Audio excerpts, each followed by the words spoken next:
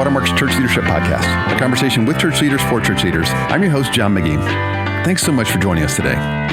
Well, hey friends, welcome back. I'm joined in the studio today by my good friend, Dave Bruskas. Dave, good to see you, brother. Good to see you, John. Good to be with you. Okay, so I don't know, we talked about grandkids last time. You're at number 7, which is astounding. Sports, we could do that. So Rangers, we're going into the end of the season. You think the Rangers can make the playoffs? I do not. No, I really don't. I just don't think it's their year with the injuries, and I hate to say this, I don't think they're going to catch the Astros. Oh, and if they do, I don't think it'll be a long run. So not buying the Rangers this year. Okay, so I didn't look. Are we 3.5 games back? I don't even know. Okay, I would say we were. Probably. We were. Okay, we got a series with the Astros.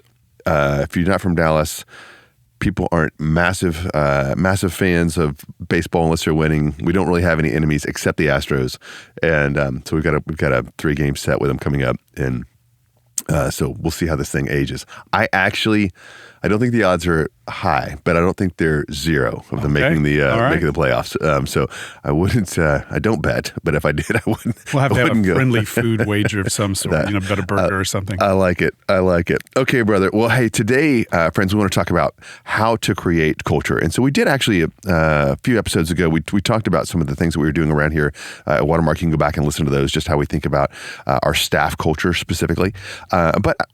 The kind of the impetus for this episode was a pastor friend in England asked me to kind of hop on a little kind of webinar and explain like how to create culture. And I went looking through our archives, and we didn't really have one that was anything recent where we talked about how to lay this out, And so then when I talked to him, I said, well, let me just see if I can find some C's. I came up with 6, so we'll share those here in a second. And so hopefully this will just be a kind of a self-contained episode on how to create culture, kind of why it matters.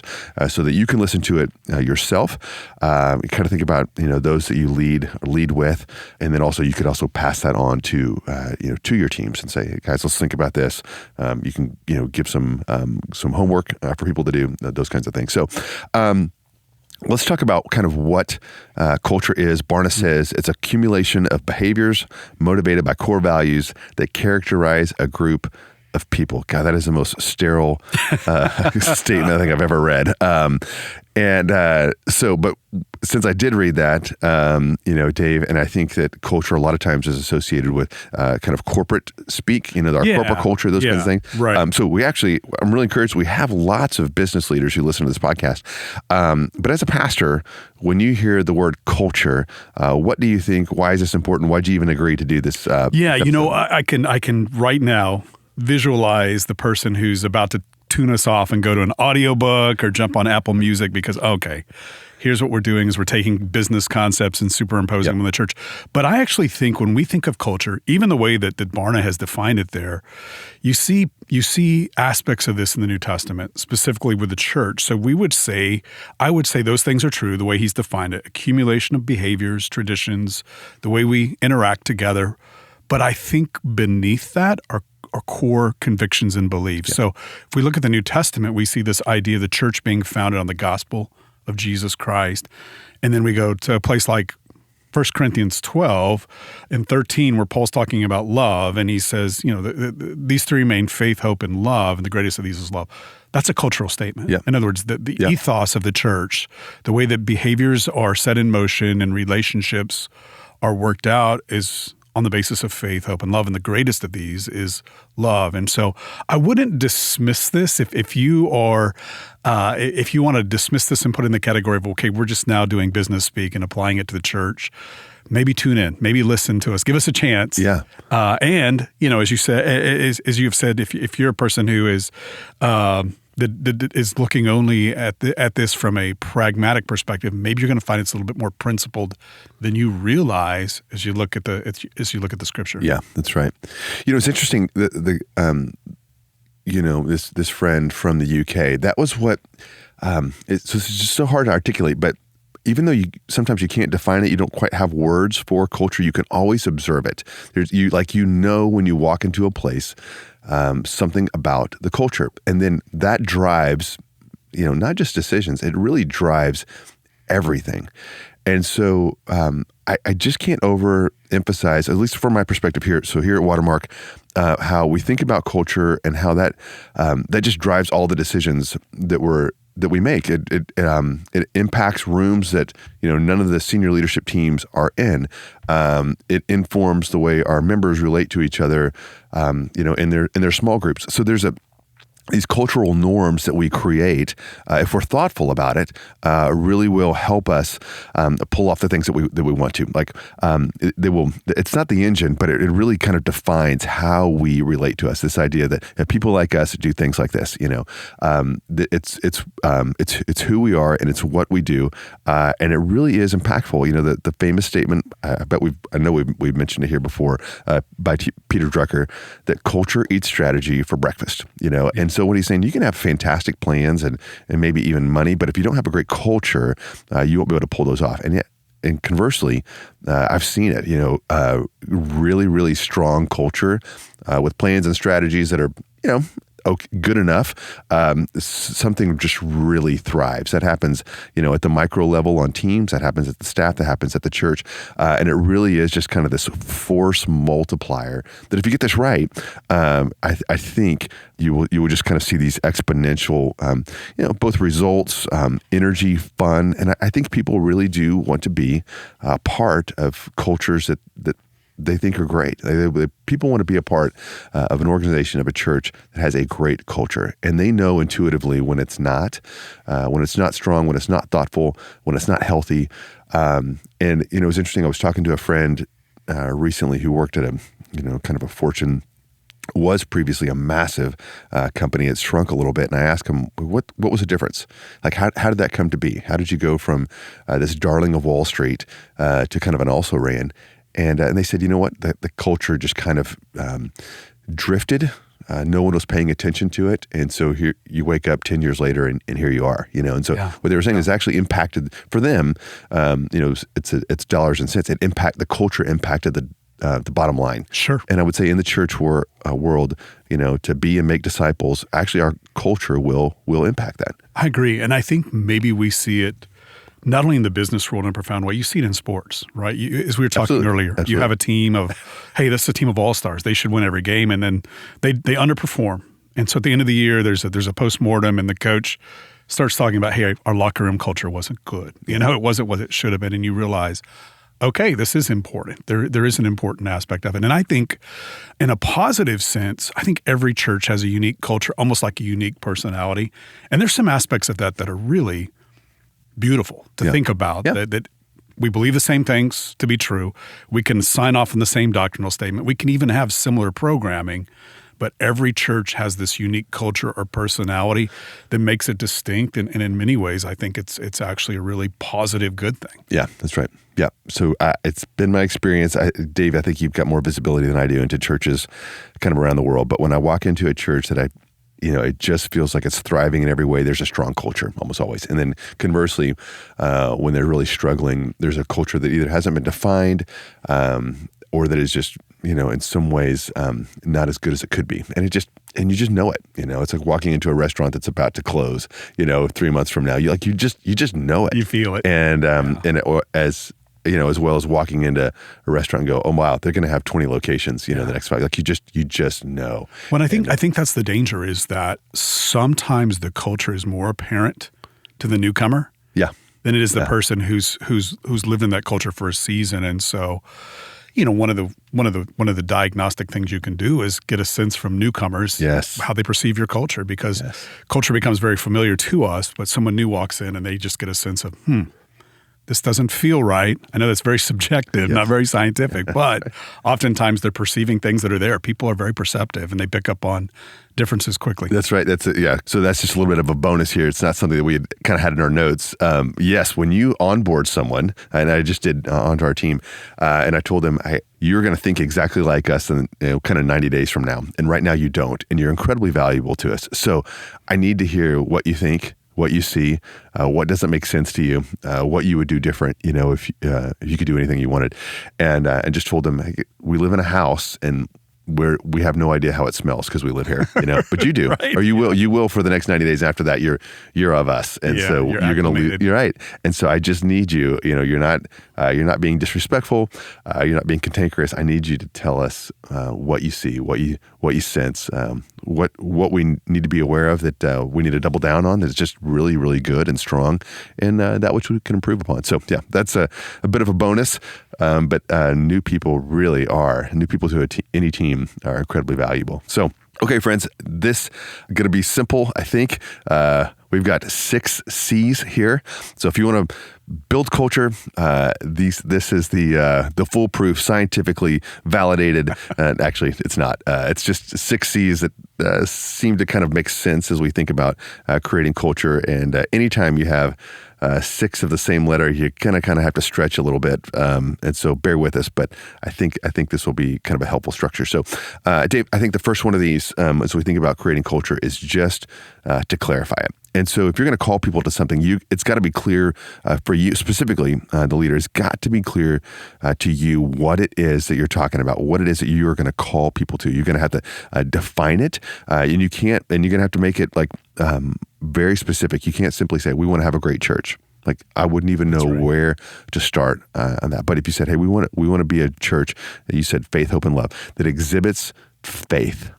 We want to be known as a church that has great faith. And by that, I mean, we want to do these specific things. These are specific behaviors that will show that we are a church of great faith. This is what it looks like to love. And when I say love, this is what I mean when I'm going to define what love looks like. I'm going to talk about what that looks like, in action, and just get crystal clear on what that is. And I think a lot of times that's the hard work for leaders to decide, hey, what is it that you want to be about? What have you clarified? What's important to you? And honestly, this is something I don't think you can outsource as a leader, because you're going to be the one that has to drive this. This is really hard work. We'll talk about this, but it's got to be clear to you, because you're going to have the energy to keep driving this and keep bringing this back up and correcting it when it doesn't go kind of the way that you want. So that really is the first step. It feels like a throwaway statement. I would just say, working with other churches, working here at this place, if you're not clear, you're really dead at the beginning. So any thoughts on that? Absolutely. I think this is really worth your time and energy to do this right. In other words, do it. It's better to get it right than it is to get it fast. Think it through. If you've stepped into a place with an existing culture, evaluate that culture, figure out what you like, what you don't like. But I do think that it's critically important to clarify what you want. Now, what I've learned from most leaders, John, they intuitively get what they want. And a different way to look at it is, when we're leading churches particularly, we have this ideal church that we want to go to. I want to be a part of that church, even as a participant. And oftentimes, when a leader leads from that space, it's really powerful. Yeah. I want to really define the culture, clarify the culture of a church that I've always wanted to be a part of as a participant. Then, as you move towards that, and obviously in consensus and collaboration with other leaders, you're doing something that's very intuitive. But it's important to clarify it. I think we often assume people get things that they don't. That's exactly right. So that when you're talking about that, Dave, I was thinking that is the beauty, really, in one or two sentences of getting this right, that a leader is able to kind of rally everybody around kind of this idea that he has. Like, this, it's so great. This is the church I want to go to. And it's crystal clear in his mind. Now, he will get frustrated with other people because they don't understand. They're not operating the way that he wants to. They're not about the same things. They don't have a set of activities that matches what's in his head. And that's his job or her job. That's right. Is to clarify that. And when that happens, I mean, most people, again, they want to be a part of something that's that has a vibrancy to it, has clarity probably to it. And they want to know what it looks like to do the things that we are about. But you just have to do that hard work of getting out of your head and either on paper or some kind of something that you can communicate with that's going to clarify that for those that are on your team or on your church staff, whatever that would be for your congregation. So it's not a throwaway statement. It's not obvious, because if it was, everyone would be 100% in lockstep, with you. You're going to have to clarify it. So do that hard work. So that would be number one. Number two would be to communicate it, and by that I mean you don't want to just fire off an email and say, okay, now we are a church that is going to have relational unity, and that somehow takes care of it the next 20 years. You want to talk about it. So obviously in a church you're going to want to preach it. You're going to from the pulpit talk about what that would look like. You want to anchor that in Scripture and talk about Matthew 18 times that we are going to actually go to people and say, hey, that's sin. You want to talk about the nuance of kind of a Proverbs 19:11. It's a glory of a man to overlook an offense, and so we don't always. Anytime we see something, we don't go after. We feel slighted. We don't go after them. Sometimes we just extend grace, right? And we talk about kind of a Matthew 7 starting with ourselves. And so you just want to communicate that, anchor it in Scripture, not make these just crazy, man-made ideas. And you're going to have to do so over and over and over again. And then I think the other thing would be that you're going to have to choose. Choose language. And if you can get language or sticky phrases right, boy, they kind of have a life in and of themselves, and it's amazing how much meaning can be kind of packed into one very, very short phrase. For you, whatever that would be to kind of communicate that one. So when I think about kind of this relational unity thing that's so important around here, we just have this thing called the 24-hour rule. And so that has so much meaning here, but the net of it is that we don't really allow ourselves to gossip. We don't allow ourselves to speak poorly of someone else. And we have a kind of this triggering mechanism, Dave, if I said, so Ashley is our producer here. If I said, oh my gosh, can you believe, Ashley did this and I'm so frustrated with her, you'd say, hey, have you told Ashley that? And it's like, no. And, I kept going to go, hey, I'm just going to put you on the clock, bud. You got 24 hours, Yeah. And it wouldn't be mean. And, just say, but you need to go tell Ashley that. Or there's something that's not right there. And if you don't, I'll go with you, but we can work this out. But we're just not going to tolerate that here.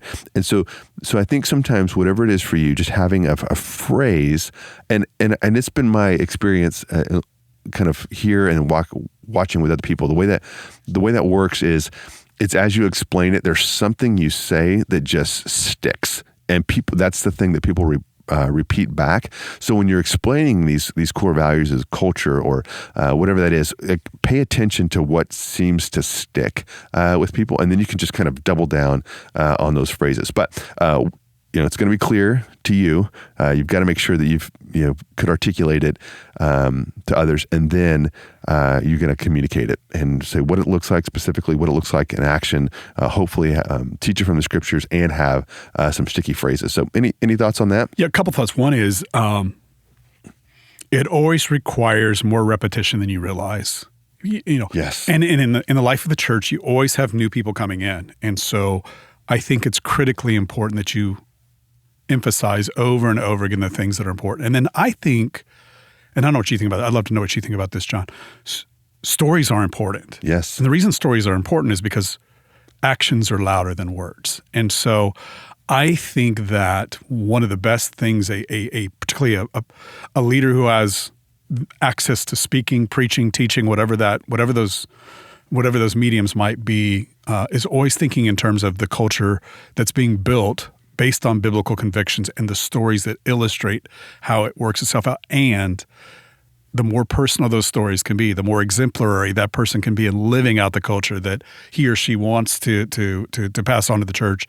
That's so important. People pick up very quickly when words and actions are not aligned. Yes. And then the words lose their meaning. And so I've always learned that you have to say the same thing over and over. And I'm shocked that even key leaders, that when we're telling the same thing over and over again, they'll say, I never heard that before. Well, This is only the 100th time I've said it, but here it is. And so messaging is really critically important. Yeah. And to really think through all avenues you have of messaging to make sure that there are cultural applications and illustrations as to what you're saying. That's right. So which is a really good segue into the third C, as to celebrate it. So when we talk about those heroes, do you just want to make heroes out of people who are living out your cultural values, things that are important to you? So like one of the things on our team is really important is just initiative, and so we just want to be in motion, doing the right things, and not have to have meetings to decide. We just want people to just take initiative. We'll make some mistakes, so be it. But we just kind of want to be in motion. And so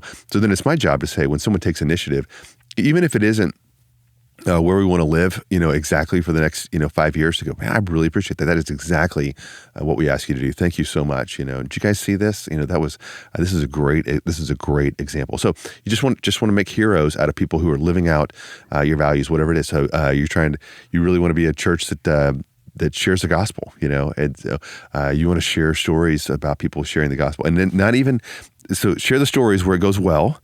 And then a wise leader would also share lots of stories of people who are just being faithful and they're not seeing results. That's and right. They go, That's right. That right there. Did you guys see that? Like, we're just going to trust God with the results. But that person did exactly. Yeah. That's exactly what I'm talking about. They went back to this business intentionally when they could have gone to several different ones, and built a relationship and made an invite, shared the gospel, started a spiritual conversation. It got, that person shut it down. But man, that is, way to go.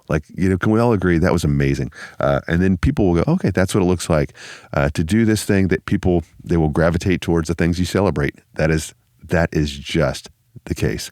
And so you want to celebrate those. You want to tell the stories, and really, really applaud them. So the other side of that coin is to correct it. And so that's when someone is violating kind of the cultural norms, the things that you want to be about. And so, Dave, I'd love if you have any thoughts on that. But one of the things I want to say is you have to call that out in yourself.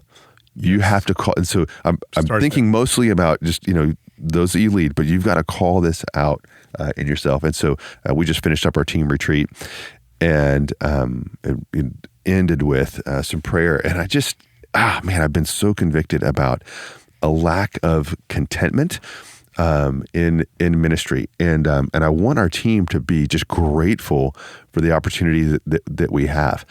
Well, the problem is, I'm not always that, and it's this holy discontent between this gap between what is and what could be, and I tend to spend so much time focusing on on that, and but if we could just do this instead of, hey, you know what? We're faithful today, and then amazing that we get to do what we do. Now, what would the next wise step be? And just still have I'm not talking about losing our edge, but I'm talking about And I just thought about the scripture that godliness with contentment is great. So I want our team to be genuinely grateful. And I think there was something about me, the way just the driver in me, that was kind of violating that, and I just confess that to them. But so I think you want to start with yourself, but you always want to make sure that you're correcting and calling out, people, situations that are violating kind of your cultural norms. So any thoughts on that? Yeah, Dave? Absolutely. And I love the thought of start with yourself. I'm thinking back when just had planted a church as a few years in, and the church was just struggling to gain any sort of financial stability, and I was grieving the fact that it just wasn't a generous church. And then I'm making barely a livable salary at the time, and so I had justified the fact, well, I'm not going to give a lot because my gift is really my time to the church, and I'm struggling. And I remember going to my elders and saying, "Hey guys, you know what? I've not been modeling generosity, so I'm going to change that moving forward, and I want you guys to hold me accountable." And we didn't share that from the pulpit. We didn't say that broadly, but next thing you know, from the top down, generosity began to multiply in the church, and the financial issues became fewer and far between. So you do have to start with yourself and be open to your own correction, because people will quickly pick up when the leader is out of sync with the culture. And you talk about it.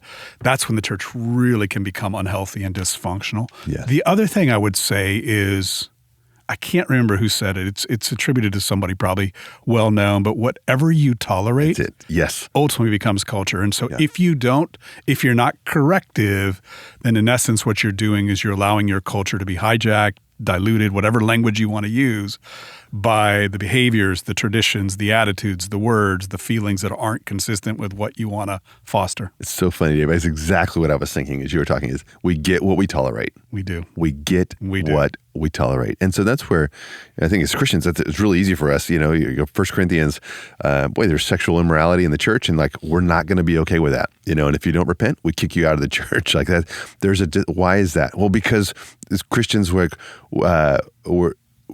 have a set of sexual norms and behaviors that Jesus has called us to, and if that's violated, in an unrepentant way, then you're out. And with the hope that you're restored. Hopefully that's the gentleman he was talking about in 2 Corinthians. Absolutely. That he was restore the brother. He was talking about the guy that did. But you couldn't let that go run wild in the church, because then the church goes, okay, well, then I guess we can do that. We can sleep with family members and things like that. You have to call that out. You have to correct it, and we get what we tolerate. And I think as Christians, so oftentimes we give this blanket of grace to people, man, God's for them and they're good-hearted people, and we're just going to let that one, kind of go. Well, then it replicates itself through the church. You've put a good, strong, cohesive culture in place when the community is self-policing. Yes. Just like a locker room in sports. And that's the beauty of it. Things can begin to happen alongside. It's not always top-down correction. A lot of times it's member-to-member correction of, hey, this isn't how we do things here. We can do better. By the grace of God, let's confess and forgive and move forward. But I love when you see that. And I think you and I see that here on the teams that we serve on and the staff that we serve on a daily basis. There's very seldom do we get a top-down rebuke. Yeah. A lot of times it's person to person, gently, privately, and because the culture is strong. That's right. It's clarified. There's language. Generally, if someone violated something, there's a phrase for that they say. Well, so back to the 24-hour. You violated the 24-hour rule, or something like that. So that's not okay. I'm with you. I'm for you. But yes, you're going to have to correct it. Okay. So we're sticking with C's. Let's do it. This is where it gets a little shaky here. But you want to choose it, and we would say if we weren't using C's, we'd say hire it. Yeah. And so the whole adage when you're looking for someone, it's character, chemistry, and competency. And so of course they have to be able to do the job that you do. They need to be truthful. They need to have good character, high integrity, but there needs to be a kind of a chemistry and culture fit that they can be about. There's lots of things people can be about, but they can be about the things that you are about, whatever it is that you've clarified, and that you're not going to have to change them, after the fact and go, well, this is not who you are, but this is who we are. We need you to change. I would just tell you, you're much better off hiring people that are aligned with your cultural values, or who say, that's not who I've been historically, but I'm actually really intrigued. I actually would like to become that. I'm on my own journey. So authenticity would be one for around here. Like people they're very comfortable in their own skin. And it's almost a little bit weird if everything is always, for the last 5 years, everything has been amazing, and you've never messed up, and your kids always think you're incredible. Your grandkids and your wife always thinks you're amazing, and all you ever do is win. Like you're a little suspect around here, And so, what we have some people who've come, and they said, I've not really been in a culture of authenticity, but it's actually what I want. It's who I want to be, better said, and I'm intrigued by that. That's okay.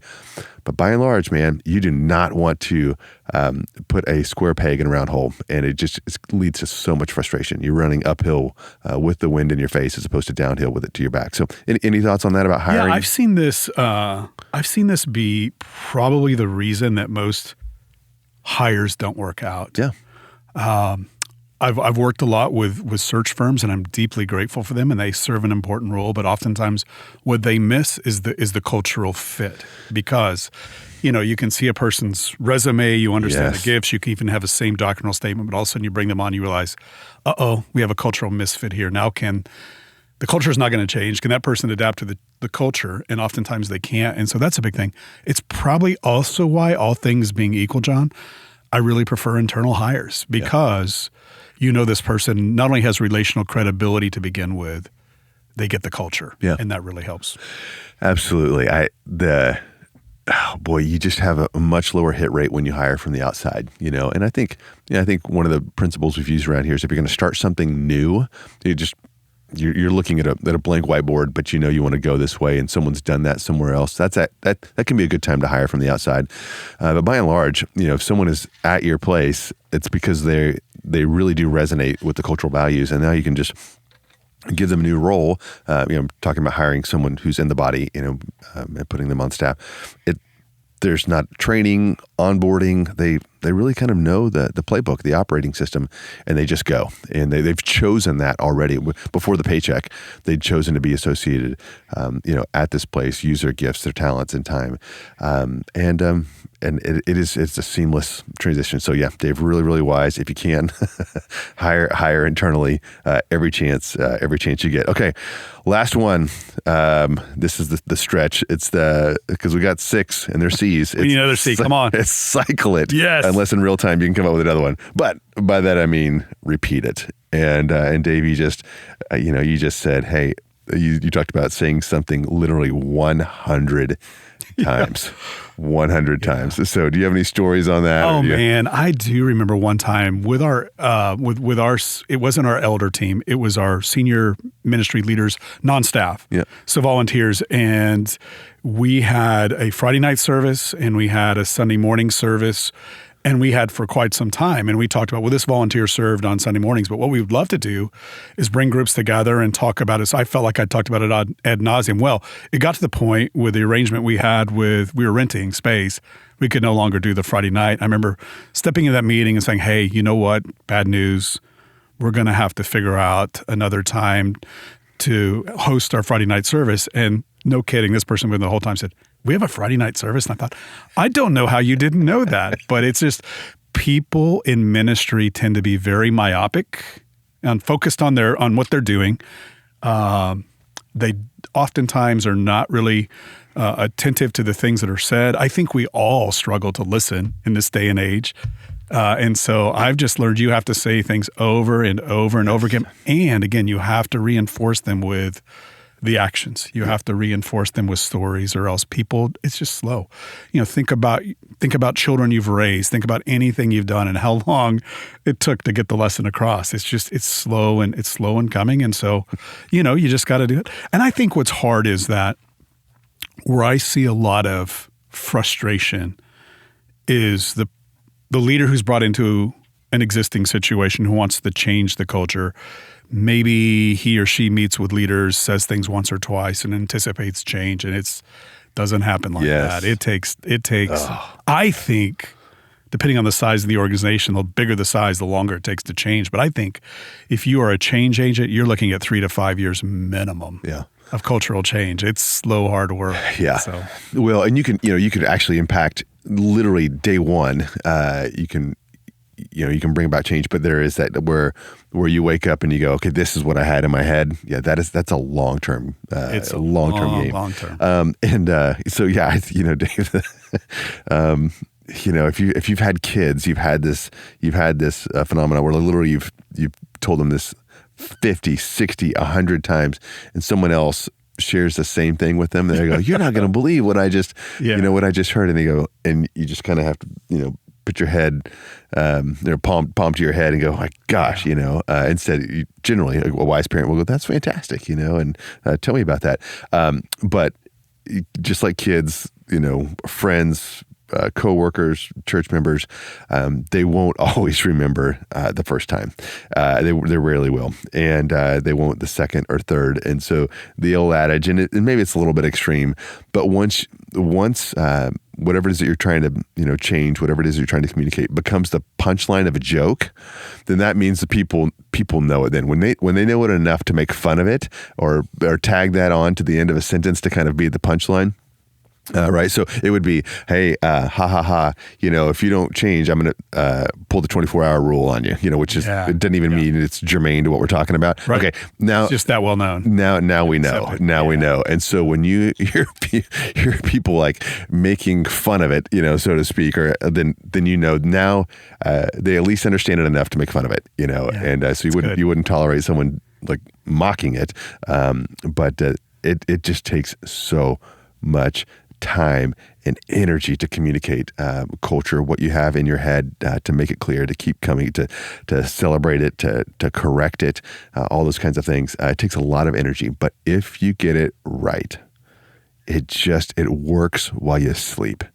Yeah. And you take 2 weeks off and you come back and everyone has done exactly what they should have done, because this culture has really kept everybody moving in the same direction. Aligned values, aligned energies, and you don't have to be there. That's exactly right. You don't have to be there. Well, and John, that's who I want to encourage. I probably want to encourage today the point leader who feels overwhelmed with the burden of making all the decisions. Yeah, and the things not going.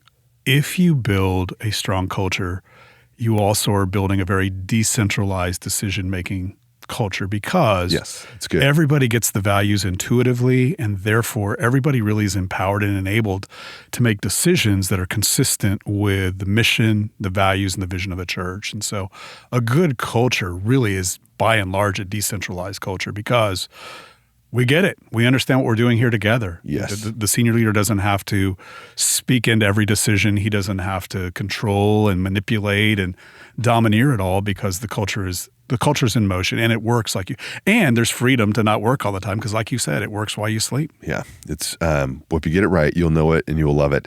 But it is hard to come by. So just these 6 C's, again: clarify it, communicate it, celebrate it, correct it, choose it, and cycle it. And so, Dave, I'd love to talk about just things that would be good action items coming out of this for the leaders who are listening to this. One might be an exercise of what do I think the culture is here?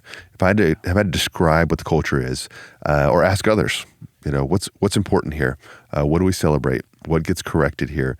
Who are the heroes? What do they do? Try to just do an assessment of that, and then potentially another action item could be with you individually, you with your team, your individual teams. Hey, who do we want to be?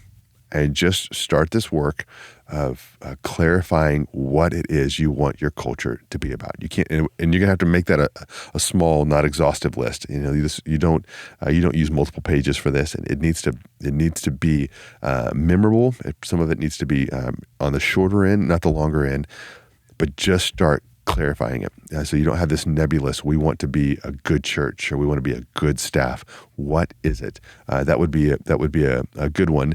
And if you have all those, then I would look for some opportunities in the next several weeks to celebrate people who are living out your culture. They're doing a great job with this. We are a church who we want to love the least of these. And you guys don't know this story, but I'm going to tell you this story about someone who's been going every single day after school to spend time with this family who's needy. They have nothing to offer. The family has nothing to offer them, but they just are there and they're serving them. They sit with them. They're befriending them. And you guys don't know this. I just want to make a hero.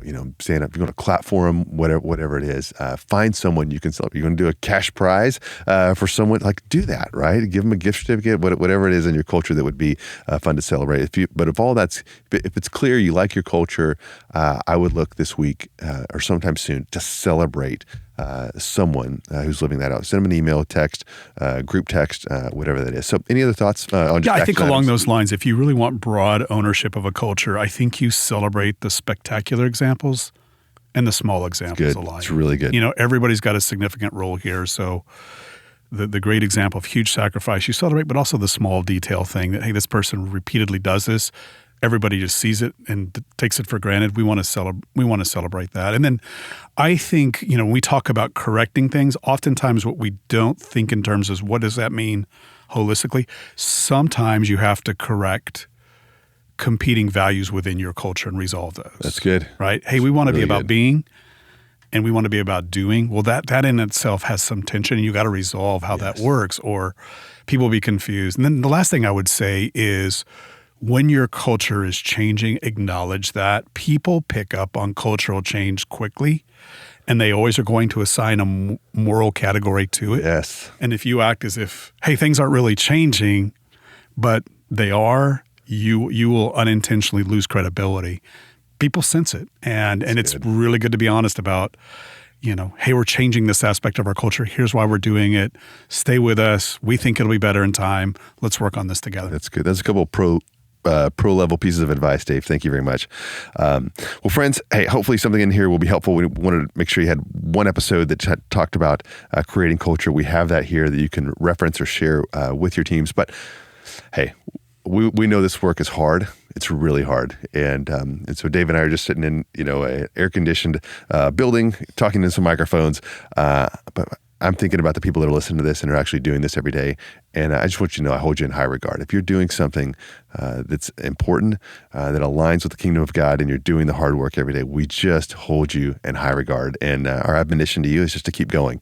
And if there's some things that need to be changed, do the hard work to do that. But we just hold you in high regard. Whatever it is that you're doing, wherever that is today, I encourage you to keep going. And thanks so much just for listening. So friends, as always, if you have any questions or you have any comments, you can reach us at clp@watermark.org. That's clp@watermark.org. We'll talk to you again next time.